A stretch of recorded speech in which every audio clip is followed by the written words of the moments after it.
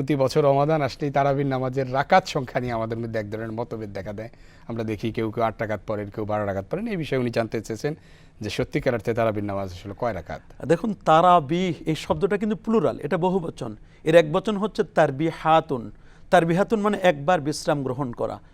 তার মানে 4 রাকাত নামাজ পড়ে যে আমরা একটু বিশ্রাম নেই, সুবহানাজিল মুলকি ওয়াল মালাকুত।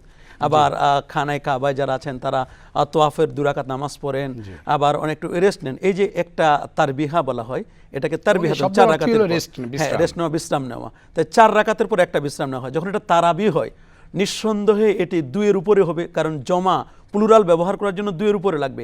তারাবি শব্দটাই বলতেছে এটা 8 নয়, এটা কমপক্ষে 8 এর উপরে হবে, 10, 12, তো সর্বোচ্চ হলো 20 রাকাত। যে হাদিসটি আমরা কোট করতে চাই যে পেয়ারা নবী রসুল করিম সাল্লাল্লাহু আলাইহি ওয়াসাল্লাম তিনি নিজে 20 রাকাত নামাজ আদায় করেছিলেন। মুসান্নাফ ইবনে আবি শাইবা, যেটা 7774 নম্বর হাদিস, আন আব্দুল্লাহ ইবনে আব্বাস রাদিয়াল্লাহু তাআলা আনহুমা আন্নাহু ক্বাল ইন্না রাসূলুল্লাহ সাল্লাল্লাহু আলাইহি ওয়াসাল্লাম কানা ইউসাল্লি ফি রমাদান 20 রাকাতান সাওয়াল বিত্রি। পেয়ারা নবী রসুল করিম সাল্লাল্লাহু আলাইহি ওয়াসাল্লাম তিনি রমাদান কারিমে 20 রাকাত সালাতুত তারাবি পড়তেন এবং 3 রাকাত বেতের পড়তেন। এবং আরেকটি বিশুদ্ধ হাদিস, যেটি বাইহাকির 3883 নম্বর হাদিস, হযরত সাইব ইবনে ইয়াজিদ রাদিয়াল্লাহু তাআলা আনহু তিনি বর্ণনা করছেন যে কুন্না নাকুমু ফি জামানে ওমর, আমরা ওমর ইবনুল খাত্তাব খোলাফা রাশেদের একজন অন্যতম, আমরা তার জামানায় আমরা পড়তাম 20 রাকাতান, 20 রাকাত তারাবি পড়তাম, 3 রাকাত বেতের পড়তাম। এবং হযরত ওমর ইবনুল খাত্তাব রাদিয়াল্লাহু তাআলা, যিনি 41 লক্ষ বর্গমাইলের শাসক ছিলেন ওমর রাদিয়াল্লাহু তাআলা, তিনি যখন রাষ্ট্রপ্রধান 10 বছর 6 মাস রাষ্ট্র পরিচালনা করেছেন, তিনি একদিন মসজিদে নববীতে আসলেন। যে মসজিদে নববীতে 1 রাকাত নামাজ পড়লে 50,000 রাকাতের সওয়াব পাওয়া যায়, যেখানে সুলতানুল মদিনা আকা মাওলানা বিজি মুস্তাফা সাল্লাল্লাহু আলাইহি ওয়াসাল্লাম তিনি শায়িত আছেন। সেই মসজিদের নববীতে দেখছেন মানুষগুলো বিচ্ছিন্নভাবে নামাজ আদায় করছেন। এই কোণে কিছু মানুষ, এই একটি কোণায় আরেক কিছু মানুষ।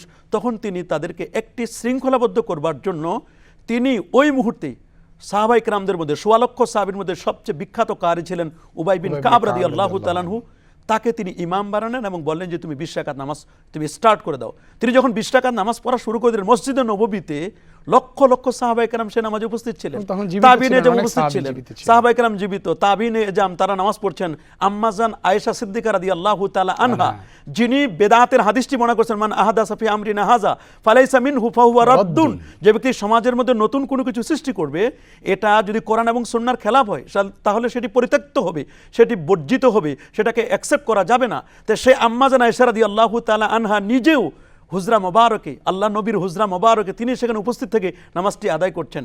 হযরত ওমর ইবনুল খাত্তাব রাদিয়াল্লাহু তাআলা নেক্সট ডে আরেকদিন এসে দেখলেন মানুষগুলো এত সুশৃঙ্খলভাবে এত সুন্দর পরিবেশে নামাজটি আদায় করছেন, কতই না চমৎকার, নেমাল বেদআতু হাযিহি, কত না উত্তম একটি বিদআ। তাহলে এই যে 20 রাকাত তারাবি সিস্টেমটা ওমর ইবনুল খাত্তাব রাদিয়াল্লাহু তাআলা চালু করে দিলেন, এটা অদ্যবধি চলে আসছে মসজিদে নববী, হারামাইন শরীফান, খানায়ে কাবা, যেখানে 1 রাকাত নামাজ পড়লে 1 লক্ষ রাকাতের সব। আর ইমাম মালিক রহমাতুল্লাহ আলাইহি তিনি বলেছেন কিন্তু যে 36 রাকাতের কথা, কোনো ইমাম কিন্তু 8 রাকাতের কথা এভাবে বলেন না।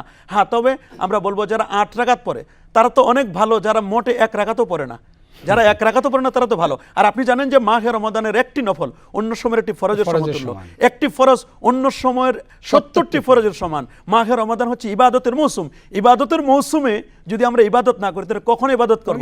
আর রমজান আমরা যেখানে ইবাদত বাড়ানো দরকার। তো যেই মুসল্লি বা যে নামাজি ভাইটি আমার, যে বোনটি আমার 20 রাকাত তারাবির সালাত আদায় করবে, নিঃসন্দেহে তার 40টি সেজদা হবে। আর যিনি 8 রাকাত পড়বেন তার সেজদা হবে 16টি। তো সেজদা বেশি দিলে তো মহান রব খুশি হয়ে যান, আর সেজদা কমাইলে খুশি হন কিন্তু শয়তান। তা আমরা কখনো চাইবো না শয়তানকে লাইক দিতে, শয়তানকে কখনো আমরা খুশি করবো না, বরং আল্লাহকে খুশি করবার জন্য চাবো। শয়তান এজন্য নারাজ হবে কারণ শয়তান হয়েছে কিন্তু সেজদা না দেওয়ার। আমার মনে হয় আপনি অত্যন্ত চমৎকারভাবে তারাবির নামাজের রাকাত নিয়ে বিস্তারিত আলোচনা করেছেন।